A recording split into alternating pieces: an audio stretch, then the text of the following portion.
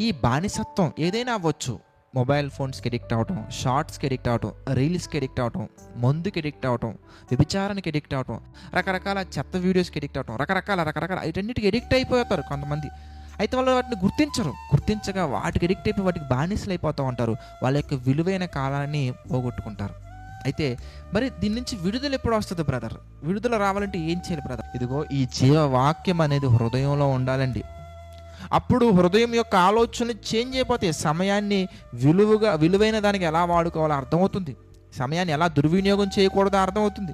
సమయాన్ని ఎలా సద్వినియోగం చేసుకోవాలో అర్థమవుతుంది. ఫ్యూచర్లో వేటి మీద ఫోకస్ చేయాలో అర్థమవుతుంది. కెరీర్ని ఎలా ముందుకు తీసుకెళ్లాలో స్పష్టత వస్తుంది. ఇవన్నీ క్రిస్టల్ క్లియర్గా తెలియాలంటే మనం దేని మీద శ్రద్ధ పెట్టాలి? ఎంతకనగానే వాక్యం మీద శ్రద్ధ పెట్టాలి. వాక్యం మీద దృష్టి పెట్టాలి.